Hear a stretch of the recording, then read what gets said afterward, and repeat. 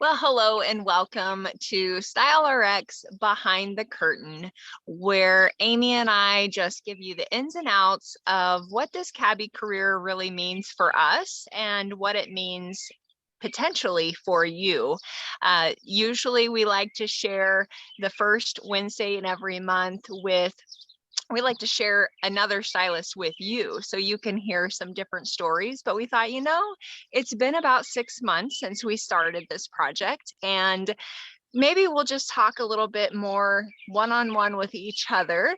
And we always like a good excuse to spend some more time together. So tonight is just going to be Amy and I. We're going to have a casual conversation. As always, feel free to leave comments, DM us questions. You can always reach out and contact us about more distinct questions that you might have. We are here to serve you. So as you can see, I'm sitting outside. It's a gorgeous evening in Kansas. And I thought, you know what? I'm just going to enjoy this. We've got some friends here. They're eating supper and I'm going to veg out while I can. It's like the perfect time. Well, I'm jealous of all that green, Rebecca. It's already getting dry and brown here where I live in Utah. Yeah, well, we've been very blessed this spring with lots of rain and timely rains, and it's really been kind of unseasonably cool and overcast. So it was sunshiny and 80 some degrees today, and it was really refreshing, but my plants didn't like it so much. So well, that's awesome. And I think the thing that was so fun about doing this is truly to find some little nuggets that maybe you and I don't even know about each other yet, what makes us tick, and why we continue to have a passion for, I want to say, our businesses in general, not necessarily just cabbie, because I think that really puts it in this tunnel vision of just the clothes. But our business encompasses everything. It's the relationships that we build. It's the technology that we have at our hands. It's the lessons and the knowledge that we gain. And so there's so much behind this. But I thought it would be really, really fun to take us back to our childhood really quick. And I want to ask you a question because I've really thought about why did I really decide this was the thing for me? Because we've talked about it in the past. We both have past experience with other direct selling companies. And why is it that cabbie is what sticks? And so you may not know this about me. So I'm going to pose this in a way that you can respond. But the first time I really realized that fashion meant something was that it was really my identity separated from my older sister. And I love her. She's amazing, but she was not nice to me. And we really had a hard time getting along. And I remember thinking, well, if she's wearing that, I'm not wearing anything like it. And it was probably 7th or 8th grade. And that may seem very insignificant, but I really feel that that was part of me discovering who my identity was. And that has shifted so much over the years. So do you have a thought or a memory that maybe triggered why fashion is important to you? Yeah, and mine doesn't really necessarily go all the way back to childhood. I'll share just a little bit about how I was raised so that you get some background and perspective. But I was the oldest, or I am the oldest of 5 kids, and there's 7 years between me and my next sibling, who is a girl. So there's 4 of us girls, and my little brother came along 14 years after I was born. My dad was a mechanic, and so I was his boy for 14 years before Jason came along. I spent all of my time out in the garage helping on cars, restoring vehicles, doing engine work, just all of the outdoor garage tomboy things. And so fashion wasn't even a thought for me. And about 15 or 16 years ago, I got a wild hair and decided that I wanted to get involved in the beauty industry. And from there, I decided, well, I probably should figure some things out, because at that point I was still very much a very low maintenance tomboy type. Wranglers, boots, ball caps, postal uniforms, all the things, nothing very feminine. So thought, well, if I'm going to do this endeavor, I need to figure things out. And I hired an image coach and etiquette consultant. And she was who had originally introduced me to cabi. But more than that, she just really helped make me kind of figure out who I was as a woman. And the confidence that I got from that process has really just triggered a decade and more long journey to help other women feel that same way. That's amazing. You're talking about identity, and that's one of those things. I was also from a small town. You and I have talked that I went through the Wrangler phase and everything. I mean, when you come from a ranching family, I can really give you my fashion journey in generations of the gerbo thing. We never had enough money for it, so I would borrow my next door neighbor's, whose was a boy, and I would borrow his gerbos, and then kind of went through the Wrangler phase in college. There was one thing that really stuck with me, though, that opened my eyes from the small town tunnel vision that I had.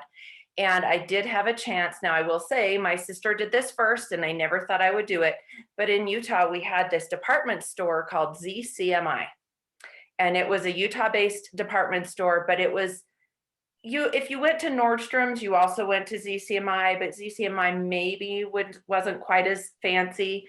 But every year in the state of Utah, they called it their fashion board, and it was for teenagers. And they picked 100 teenagers from all around the state to represent ZCMI. And then they did a big fashion show at the Capitol Theater in Salt Lake City. And so my sister was selected to be on the ZCMI fashion board, and I'm 2 years younger than her, and we don't look anything alike. Our personalities are nothing alike. And so I was like, I don't know what got into me, but I was like, I want to try the ZCMI board. I thought it was cool.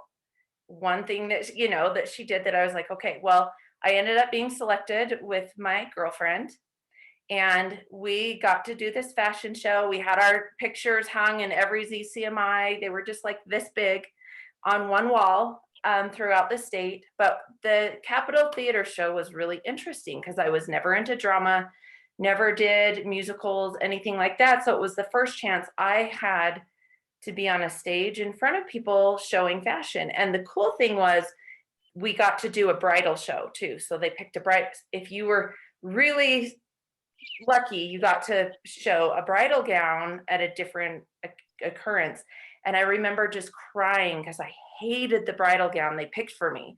And my mom was like, Amy, stop being a snot. She goes, don't be a brat. She goes, do you know how many other girls would like to be in a bridal gown and you're crying? But it had foofy sleeves and it was everything that I was not. Yeah. So I remember being very uncomfortable in that dress. And I had never really had that out of body experience of being really uncomfortable in something before. I mean, to the point it brought me to tears. It wasn't that I was being a snot. It wasn't that I was being bratty. I was so uncomfortable in the style of dress that they put me in. Yeah.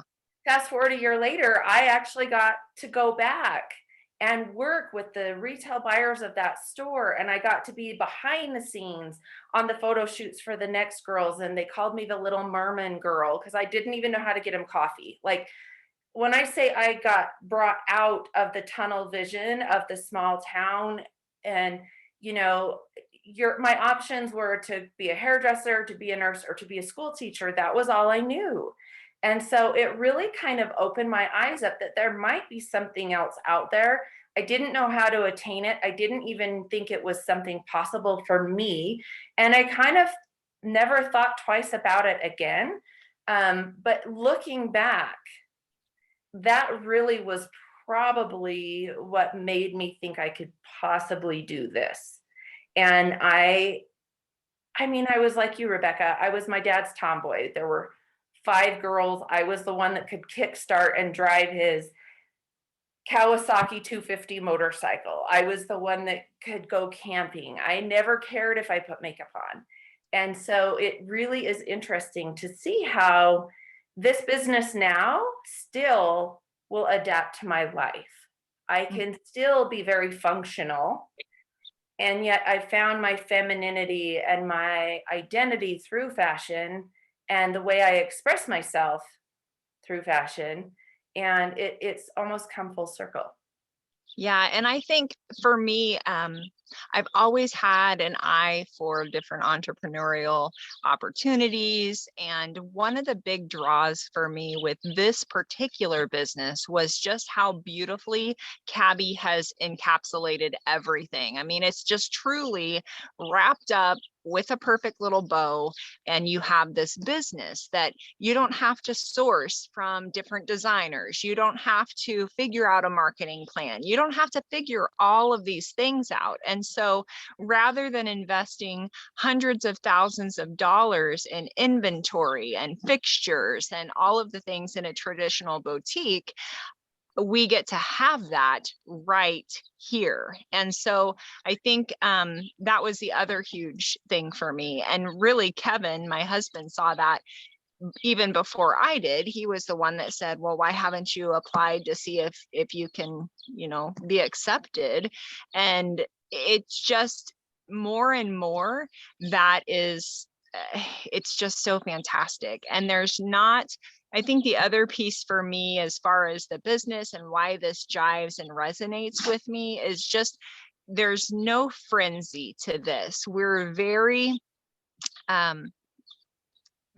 business oriented. We time block, we have strategic planning, we have all of the things. But in other companies that I'd been involved with, it had been like this end of the month frenzy. And I absolutely hated it. I did not like that feeling. And I really had kind of forgotten about that until just this week. A friend of mine is here and she's involved with a health and wellness company. And it was the end of the month on Monday. And she was staying up late to try to help women. And I just thought, wow, okay, yes. I love the fact that that is not my life each and every month anymore. And it just solidified that this is truly where I want to be. And the fact that this is more of a franchise type program that we get gifted with when we become stylists. I just don't know if we can, I don't know. I just think that that is unprecedented in the industry. Well, and I think you just answered what I had ended with is I didn't think anything in this industry was attainable for me. I didn't have a fashion and merchandising degree. I didn't have anything that even possibly made me think this could be. And we didn't have the internet. We didn't have Instagram. We didn't have things. I mean, when I got involved with Cabi originally, it was the end of 2004. There was nothing like that. So to even dip your toe into something like this, there was so much fear.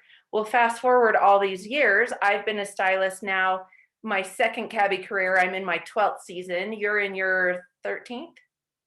Yes. So we're just one season behind. And then I did it 10 seasons before that. But I think the great thing is everything you just talked about, it withdrew the fear from starting something like this, because just what you said, I don't have to go out there and figure out which inventory. It's already curated every season. They take the heart out of that. Also, I'm not going to get left with the same amount of inventory hanging in my closet that I began with, because Cabi has an incredible strategy to help us get rid of the inventory. And it's what Cabi does.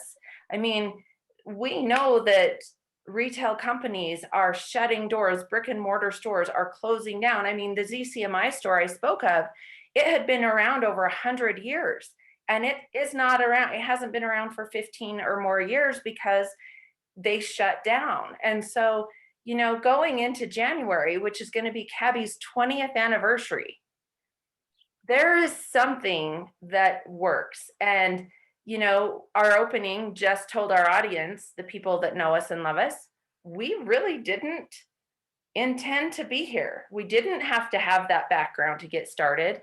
And I've made it work for me successfully 2 times, and you've done it, and you were a hostess. And so we didn't go into it blindly, I would say. I think we both hostess, before we could see that it was working. But more than that, it spoke to us.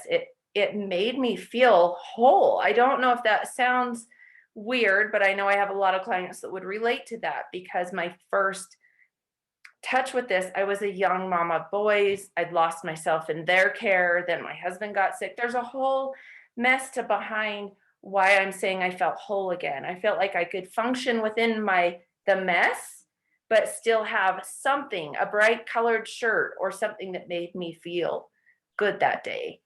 So it's so much bigger than just the product. And that's really been the most interesting thing, I think, for me in the last year, really. I mean, I've always felt that way, but I think more and more my clients have been expressing the fact that these just bring me joy. They feel great when I put them on my body. I feel great, even if I've got COVID 15 or 20 pounds, however that is.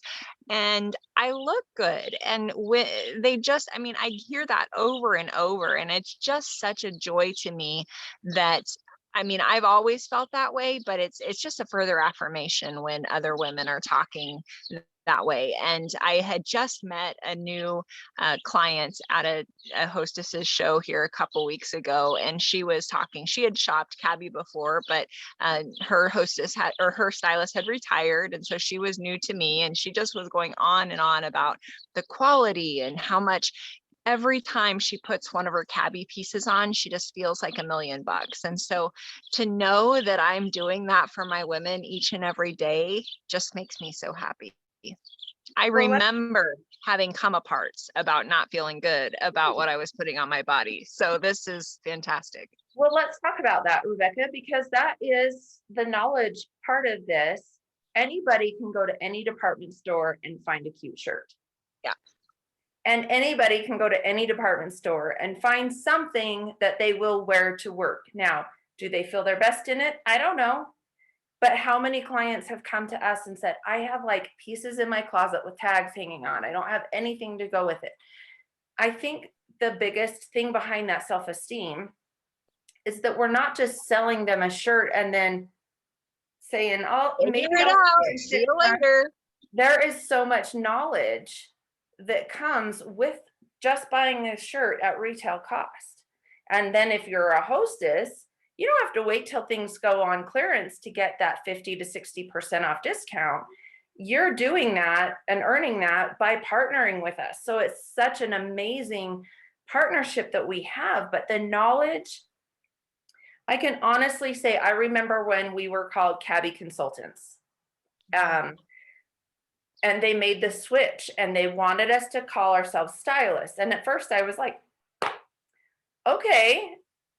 But if you think about the word stylist and all that that encompasses, we really do have to have that knowledge behind that title. We have to know body types. We have to understand color. We have to understand style profiles. We have to be willing to ask those questions that may seem uncomfortable at first. I'll never forget at a show when I pulled a woman aside and I had to say, okay, now, is this the style bra you normally wear? And we made it private. We kind of stepped aside and she got kind of loud and laughed it off because she was in a little tube top. If I wasn't a stylist, I wouldn't ask. I would just say, oh, you might like this jacket. Yeah. And that's important to know, though, that cabi provides tons of training for us on that. Wouldn't you agree? And yes, and we're giving it to our clients for free as well, because I mean, I know when I'm sizing people on a jacket, I actually will gather the people around and I'll say, okay, you guys, this is why I'm styling her this way. I'm going to check the shoulder. I'm going to check the bust. Let's see how it goes over her hips. If it's too big, I can do this. If it's too small, you're going to see this.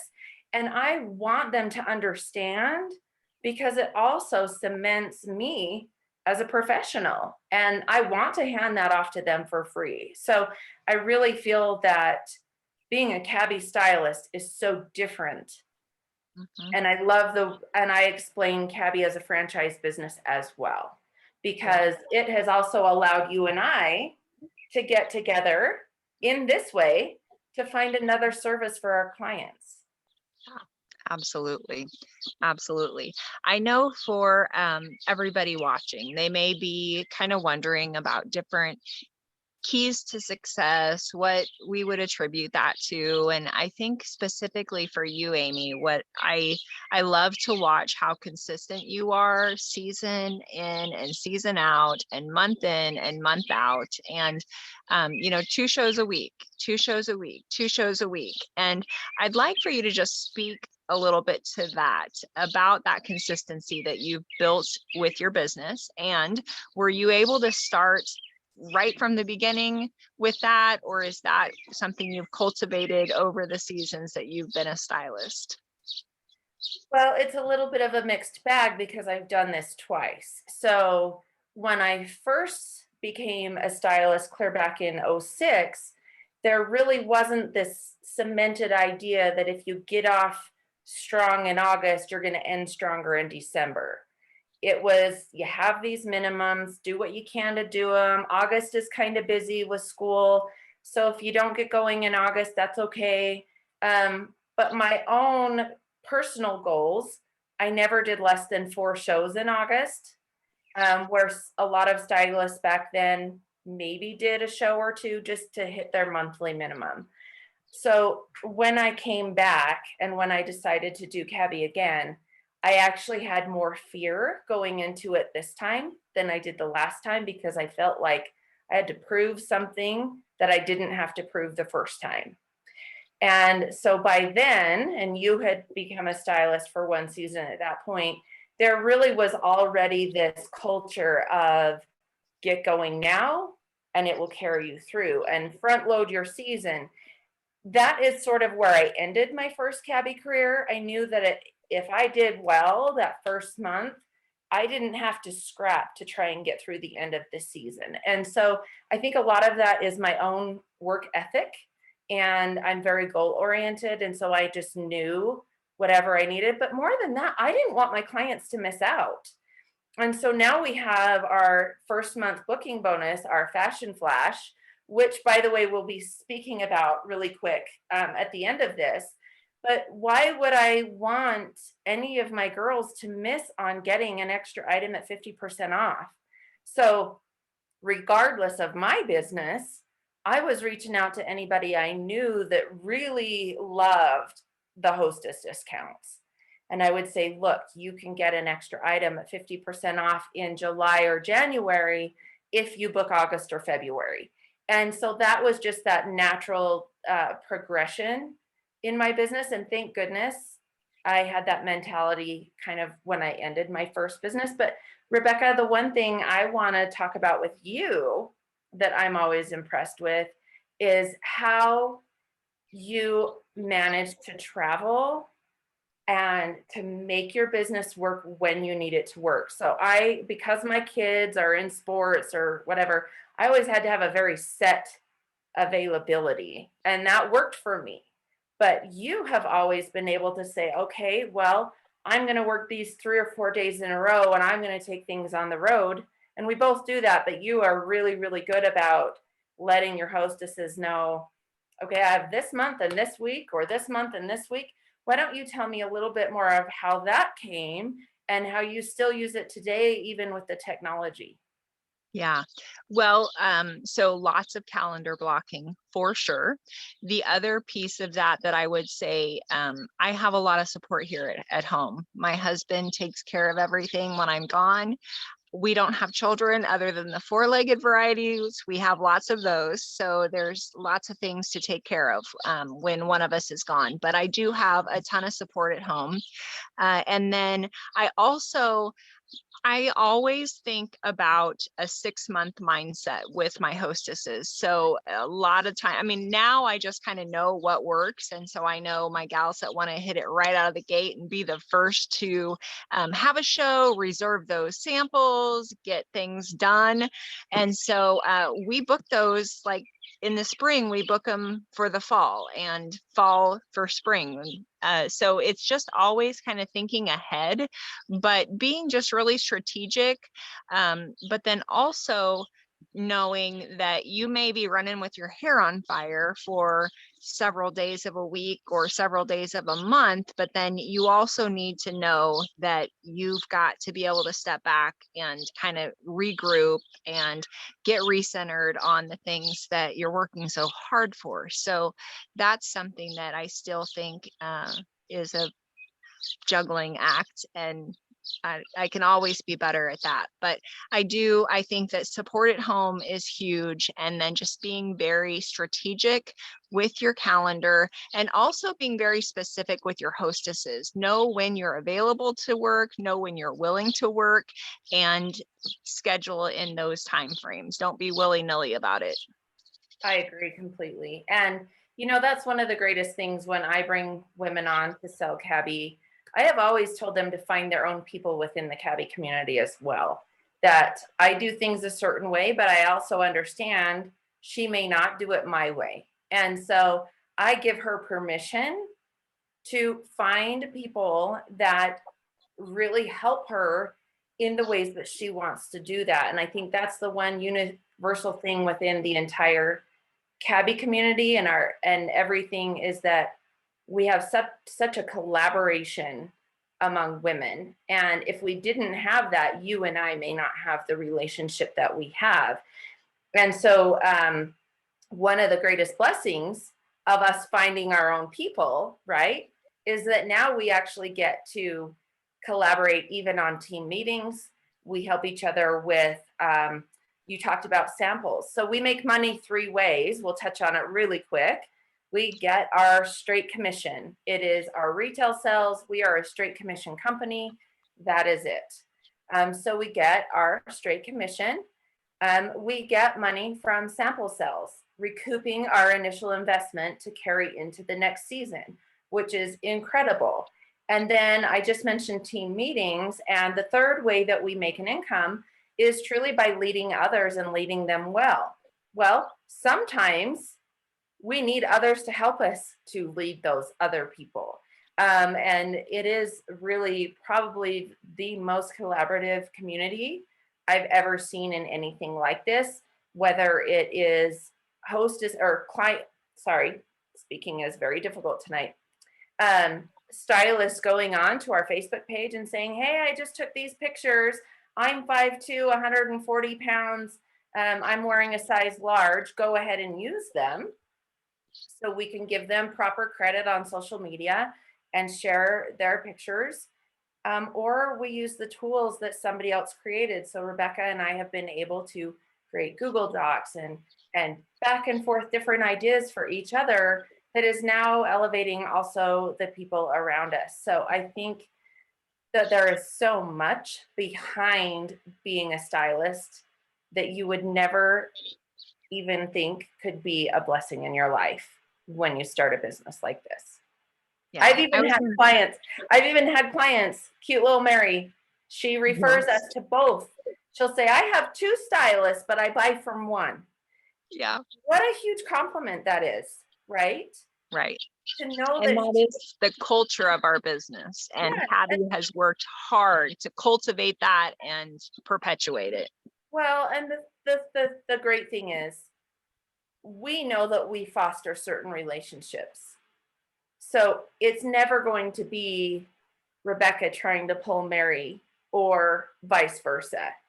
It's that we foster these individual relationships, but together we can serve them really, really well. And I think that is really the sum of what cabi is working together to impact women and their lives no matter where they are.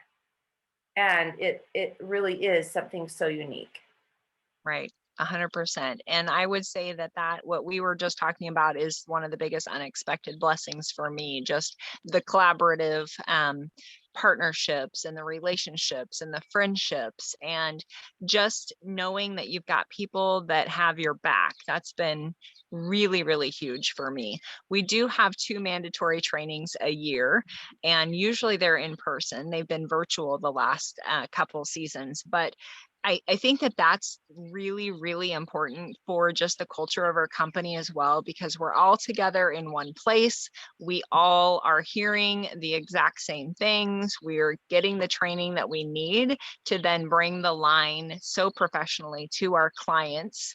But it's also a way for us to know more of the stylist in the US, UK, and Canada, because there are different founder groups. And like Amy has kind of mentioned, we both of us are in different founder organizations. And so really, we would not probably have much interaction had it not been for meeting in person at the Scoop, because we've got these separate trainings that are ongoing throughout the seasons and the year.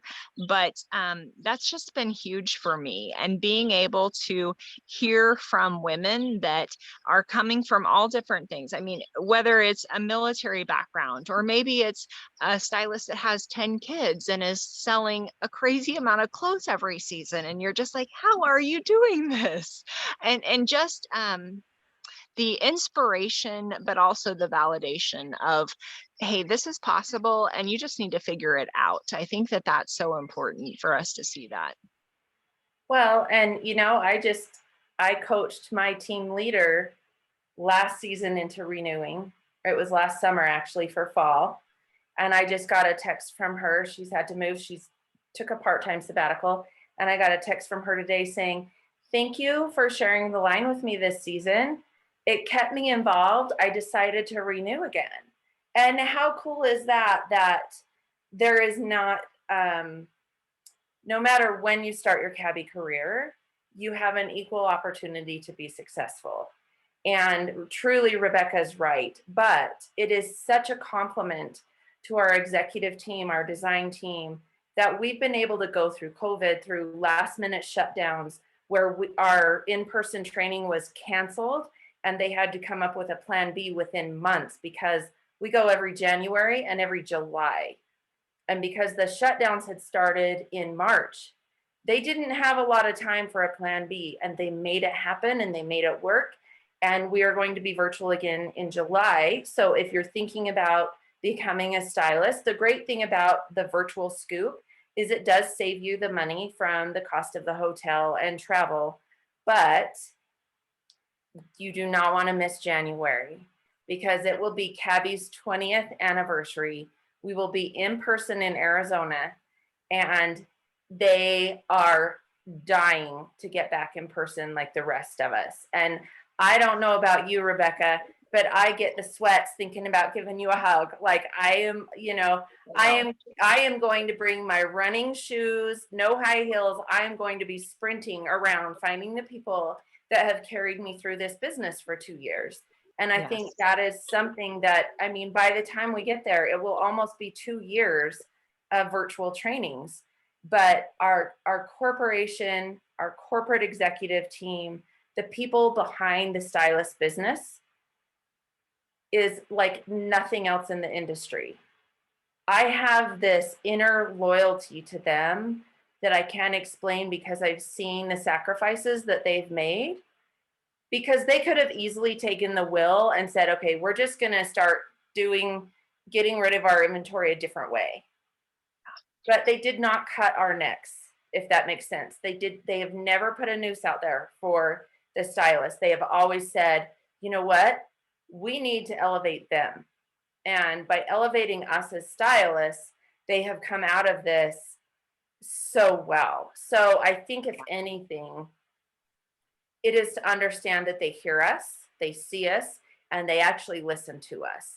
And that is huge, because a company that's just unheard of in the industry as well. And I want to echo everything that you just said, and the fact that they have continued to invest not only in brand new, fresh, amazing clothes, but just the technology that they have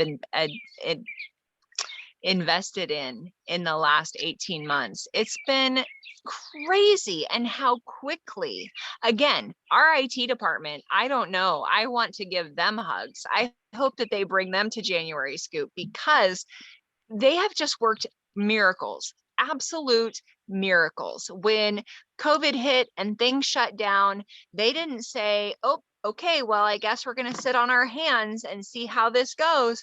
No, they forged ahead with a pilot program that they were not prepared to launch for another at least 6 months, possibly more, to the entire stylist population. And they forged ahead and made it happen professionally.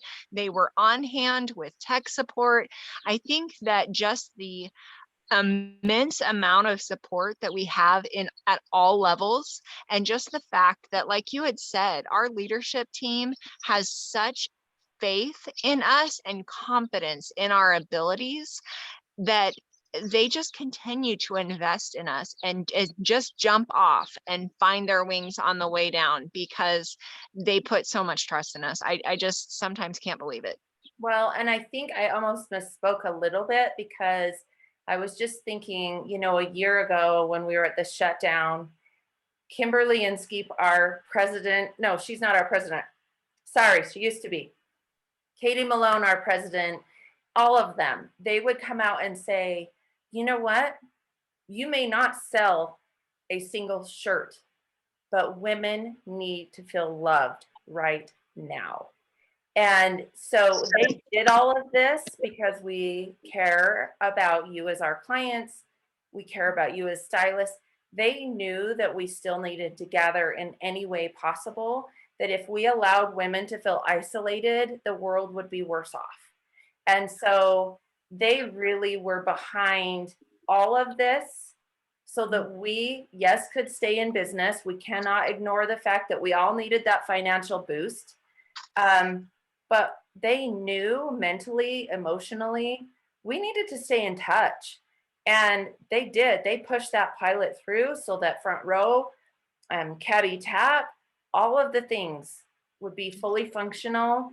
And it was supposed to be 2 weeks, and they still were. As soon as it said 2 weeks, they started pushing it. They didn't wait for it to say, okay, now it's 6 months, or we would have been sunk. And so it really is a testament to them, but it's a testament to our executive team about how important relationships are. And that's why when you say you block your calendar, that's why we can say to, let's say, Joan, hey, Joan, you just had your show in February. Let's get you scheduled for August now. But in between, we're still touching base with them through technology.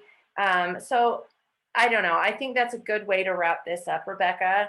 And just, I think you and I could sing the praises of this company for hours. So we said we were absolutely. going to keep it to 30 minutes. We've already ran over. Well, let's do our rapid fire questions, because we Okay. can't not do that on a behind the curtain. So why don't Okay. you start first, and then I'll pick it up. Favorite way to decompress? Nature. It doesn't matter. Hiking, putting my feet in the grass. I know I need to be outside. Okay. I'm actually going to bounce that back. And I know the answer is probably going to be the same, but this is where we're so similar. So what's Yeah. your favorite way? It really is just exactly where I am right now, sitting outside. I have my dogs right all around me. I'm so surprised that the natives have not been too restless while we've been doing this. Nobody's been barking, so that's fantastic. But yeah, being with my animals, spending time just sitting out on the patio with Kevin and just enjoying the beauty that we're really blessed with. Okay. Favorite book? Mm. Okay. I would love to say the Bible, because that would be the good answer, right? And I do try my best to read the Bible. But I think I'm going to change that to maybe most impactful book. Okay. And for me, it was Profit First. That was one of them that I read the last couple of years. It's by Mike Michalowicz, and it's just a fantastic book. It really talks about paying yourself first, but in a way that resonated with my squirrel brain. And so if you're a fellow squirrel brain looking for ways to pay yourself first, it might be a good idea. Well, you're going to laugh at me now, because you went from Bible to Profit First. So I was thinking like profits until you said profit with an F. Yeah. That's awesome. No, God didn't say we have to be poor. No, he did not. He wants us to do well. That's great. Yeah. Okay, so you turned that one back on me. Favorite color? Oh, that used to be a really easy answer. I used to be able to say purple, purple, purple. And I still feel that way.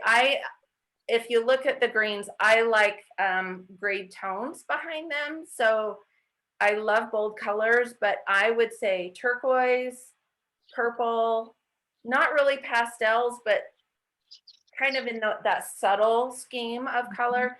But you know me, I love a good bold color too. So I have learned to love color. Me too, sister. Me too. Okay, biggest fashion regret. Oh. Hmm. You ask hard questions. Fashion This is regret. what I've been dying to ask you. Okay, so it could possibly be the red cowboy hat, red boots, and red Wranglers that I had to have years and years and years ago.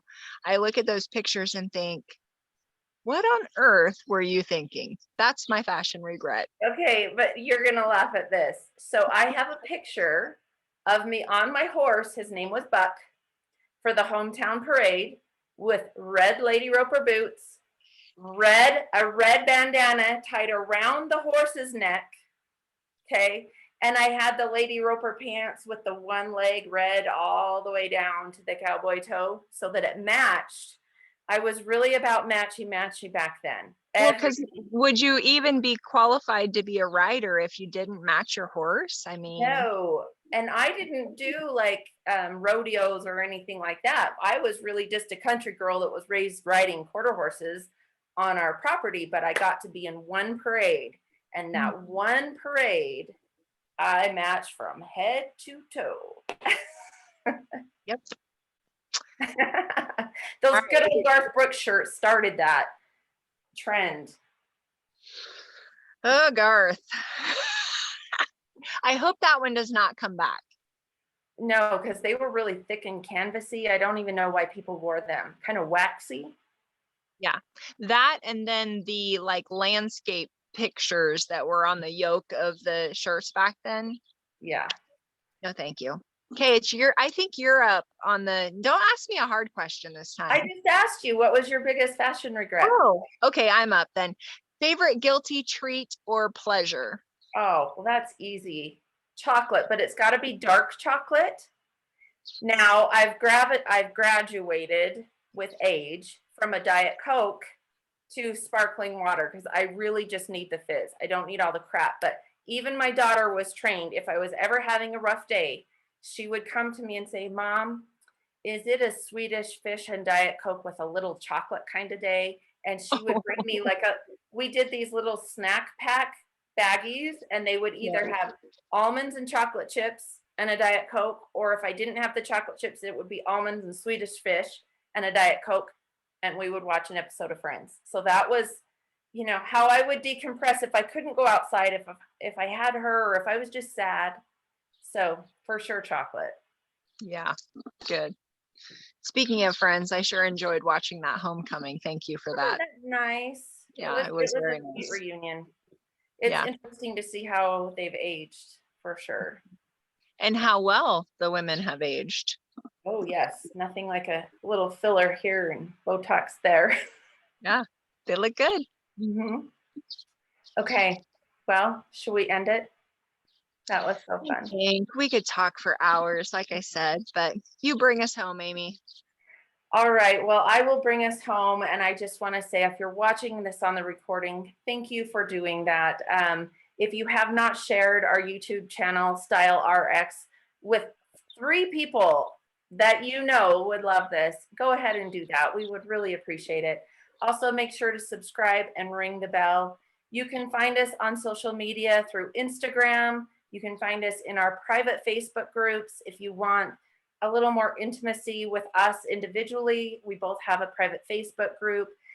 We will be back on Friday for our Friday fashion Style RX drop. So if you subscribe and you can't be with us live, then you can always fast forward and watch those. We keep those 20 to 30 minutes on Fridays, so they're not quite as long as this.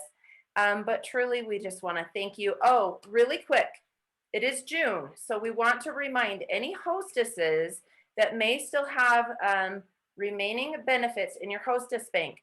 They will expire June 30th. Even if cabi extends our selling season through the first week of July, which they haven't announced yet, unless I didn't read it yet. But even if they extend our selling season, which they will sometimes, your hostess benefits will expire the last day of June.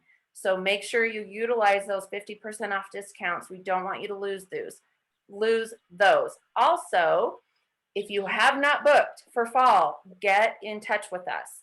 I know my August is pretty much booked out. Fashion flash items are only eligible for the end of July, August shows that we can book, but really specifically August. So you can get that fashion flash item purchased in July. I'm booking into September. So you guys, you are going to want to get on the calendar. I think that's it as far as housekeeping details for our businesses in particular, except right now, cabi is doing a buy one, give one. So while you're using your hostess discounts, or if there's anything left in your favorites you have not purchased, you can actually do good for others because cabi is going to match up to 35,000 items. So now is the time to snag up everything spring that you have been waiting on. And look at the cute combination. If Rebecca and I layered what we're wearing, how cute that print mix would be. So do not miss out on this beautiful go-to top or the byline jacket that you're seeing here. And we just really want to thank you. Send people our way. That's the best form of love you could give us. And we just appreciate you being with us.